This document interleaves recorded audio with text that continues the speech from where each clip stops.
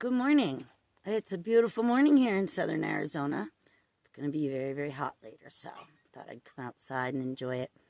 Wasn't going to make a video this morning. I've been working on continuing with my analysis of Project 2025.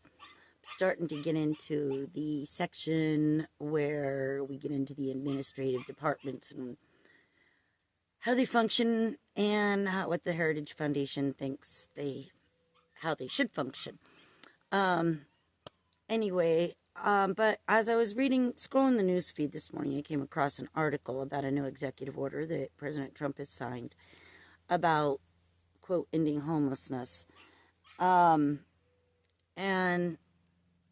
I read through the article, and I really don't take a lot of media articles at hand. So I went to the White House website and pulled up what they call the fact sheet on President Donald J. Trump takes action to end crime and disorder on American streets. Today, President Donald J. Trump signed an executive order to restore order to American cities and remove vagrant individuals from our streets, redirecting federal resources toward programs that tackle substance abuse and returning to the acute necessity of civil commitment. You have to excuse me, I've got some gnats flying around and they're making me a little bit nuts. The order directs the Attorney General to reverse judicial precedents and end consent decrees that limit state and local governments' abilities to commit individuals on the streets who are at a risk to themselves or others.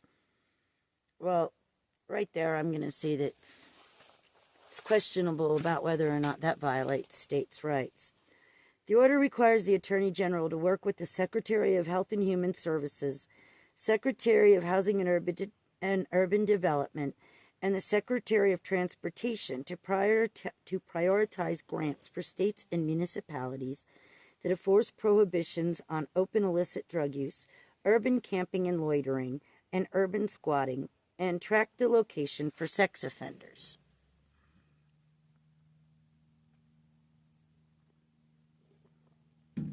The order redirects funding to ensure that individuals camping on streets and causing public disorder that are suffering from serious mental illness or addiction are moved into treatment centers, assisted outpatient treatment, or other facilities.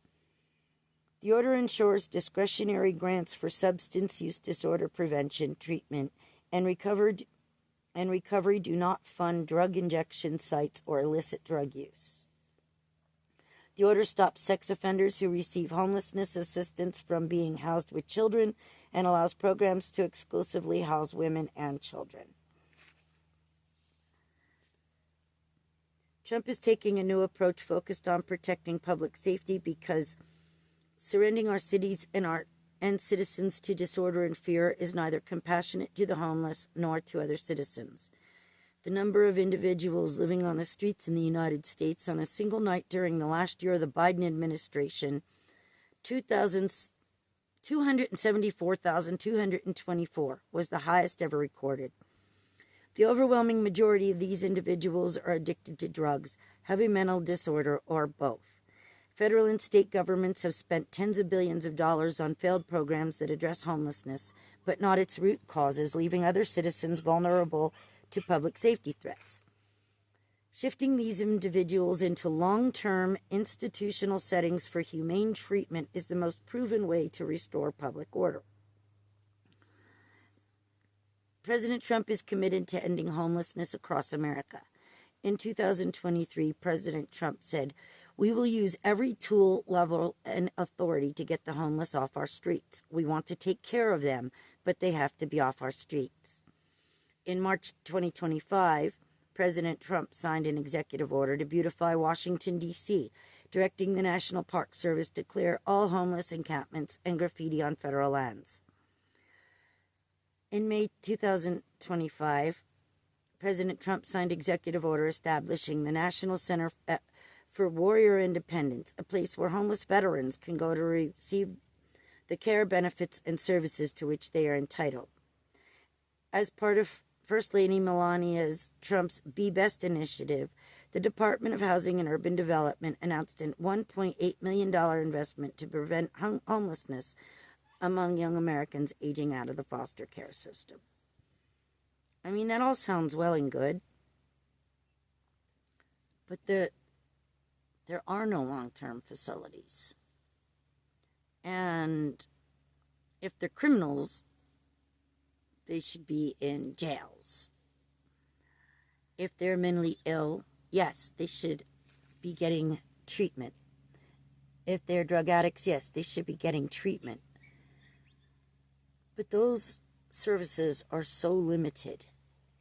Even if you have insurance and you want therapy, you have to go on a waiting list. I know people who are on waiting lists trying to get therapy to deal with some personal issues that they know need to be dealt with and aren't decided maybe a little professional guidance would be helpful. And they're not even seriously mentally ill. And they can't get help. They can't get treatment. So I don't understand where he thinks these people are going to go. And then I was curious. So I went to the current budget that's being proposed in the big beautiful bill. And for the Department of Urban and Housing, stop, baby. Okay, now if you want to end homelessness, the best way to do it is control rents. There used to be, in Florida, there used to be a TV commercial for a custom home company. And the commercials were funny. And it was like, are you tired of paying the greedy landlord? And, then it went on to this spiel about buy the home there, the affordable home or whatever it was. And so the term just sort of stuck. The greedy landlords keep jacking the rents and jacking the rents and jacking the rents. And wages don't keep up. And fixed incomes definitely have not kept up. Earned wages have kept up better than fixed incomes.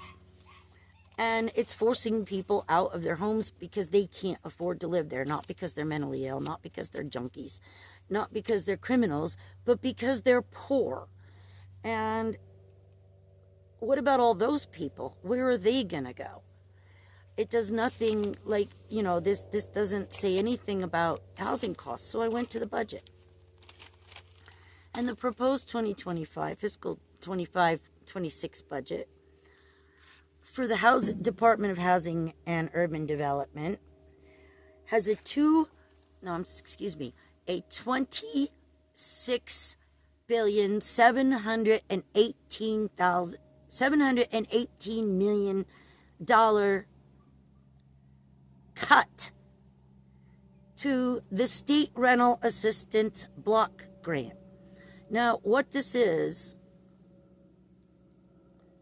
the budget empowers states by transforming the current federal dysfunctional rental assistance programs into a state-based formula grant, which would allow states to design their own rental assistance programs.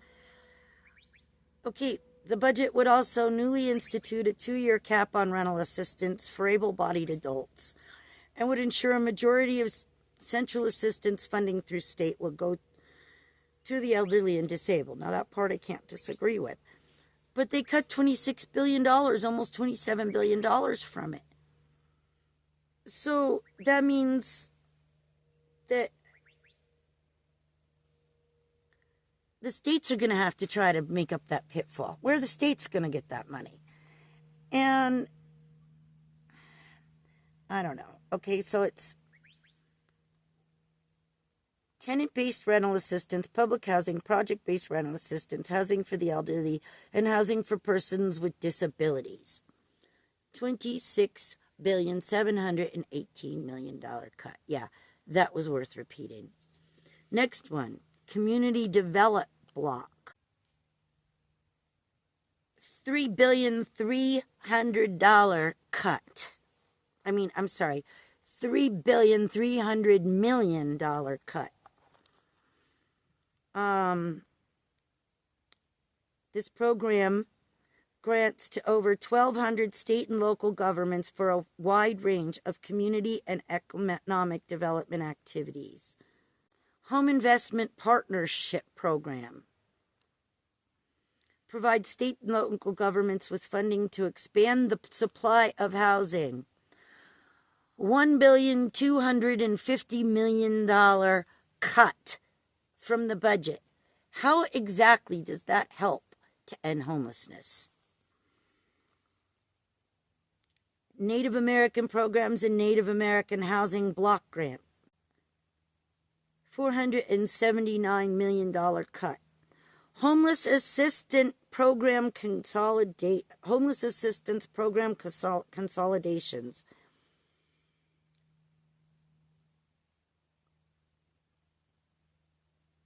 $532 million cut. Self-sufficiency programs to promote self-sufficiency among housing assistance recipients. $196 million cut. Pathways to removing obstacles.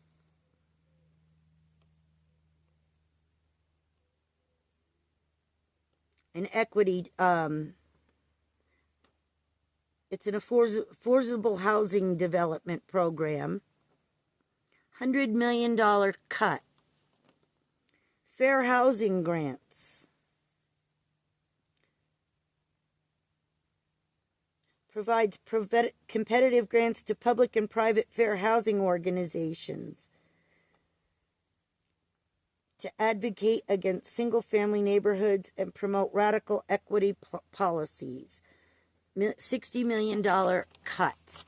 Now, whether or not you agree with equity programs, the fact is that they were helping people stay, human beings, Americans, have homes. Those programs. And that was billions of dollars cut from housing programs. Now, let's see. You want treatment facilities, right? Okay, Mr. Trump, President Trump, whatever you want to be called. Sorry, I'm looking for the section on Health and Human Services. You can tell I'm not a professional person here, right? Or professional YouTuber. Poor video quality, poor sound quality, poor lighting, disorganized. Oh, well. Okay, so there is an increase in the Health and Human Services budget, Department of Health and Human Services budget, of $500 million for the Make America Healthy program, Make America Healthy Again program.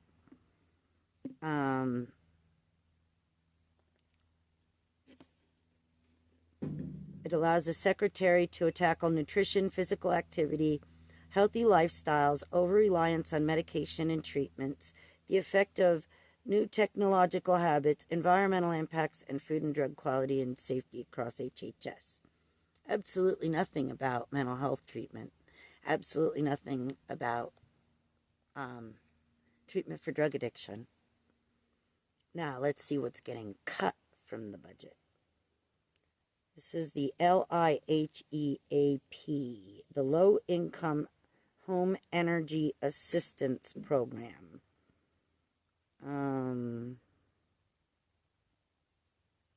Preventing utility disconnection for low-income individuals.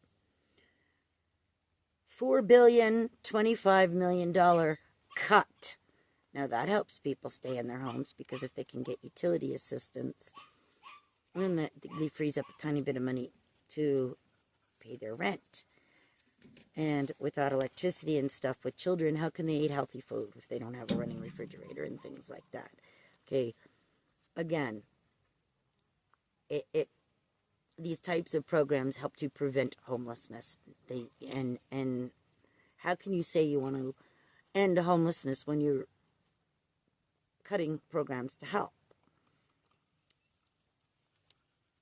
Refugee and Unaccompanied Aliens Children's Program.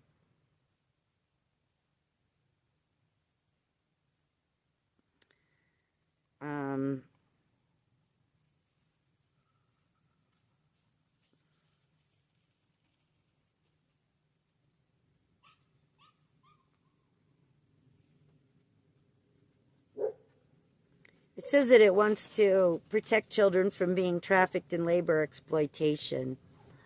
But it also says that those who arrive should not expect American taxpayers to support them. As if children have a choice. You know, if... Enough said there. $1,970,000,000 cut to help children who are alone, who have been abandoned essentially, you know, and brought to a foreign country against their will. Because this is the party that cares about the kids, don't forget. Got to protect the kids. Got to protect those babies. But I think that really means just until they're born, but whatever. Community Services Block Grant.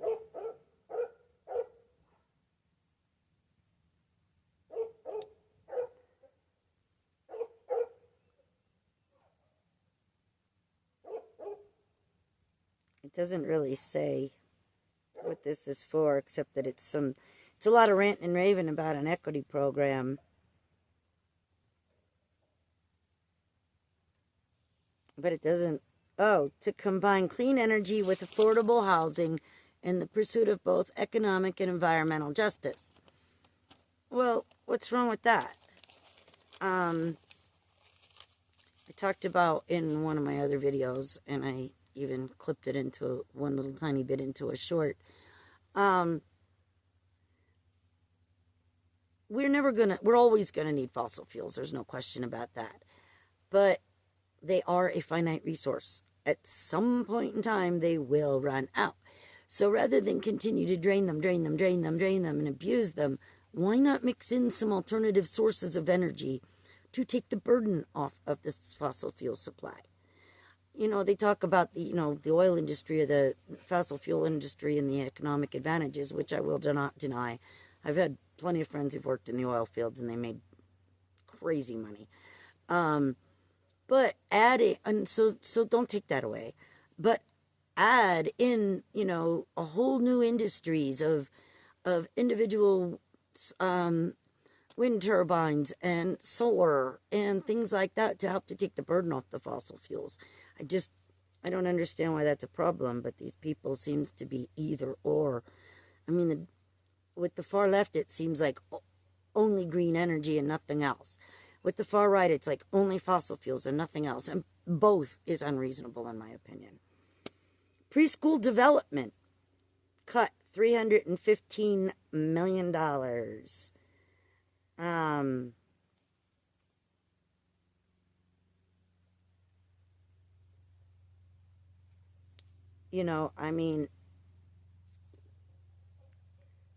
Education is important in order to succeed in life. Doesn't mean you need an upper level college degree, but you definitely need a good, solid grasp on the basics. Your reading, your writing, reading, writing, arithmetic, the basics. And the younger that you can start children, the better and easier it is for them to learn. So, again, the better an education person has, the less likelihood of them ending up in a homeless situation. So, even though it's an education program, and it still falls back to going back to this executive order about ending homelessness. How exactly do you propose to end homelessness when you're cutting all the programs that help to prevent homelessness? So next one is kind of a combination. The Health Resources and Services Administration cut $74 million from education and training for healthcare support people. $274 million cuts from maternal and child health programs. Multiple health workforce programs, cuts $1 billion off of that. Family planning programs, $268 million cut from that. And that's the end of that. But I know that I'm not great at doing this presenting thing, but I think you get the idea. It comes back to the recurring theme throughout Project 2025 is hypocrisy. And this, to me, is hypocritical, because you cannot sign a sweeping order like that and not do anything, and then cut the programs that were there to help. Additionally, you have to add money. You have to increase those budgets. It's going to take billions and billions of dollars to build, staff, and maintain these healthcare facilities. It's going to take education programs, because we have a healthcare shortage in this country, a healthcare worker shortage in this country. You know, it makes no sense. Make it make sense, right? It just doesn't make any sense. They say that people who don't like Donald Trump have Trump derangement syndrome. But yet I think the derangement syndrome is people who follow someone who's obviously so deranged to think that you can end homelessness with an executive order.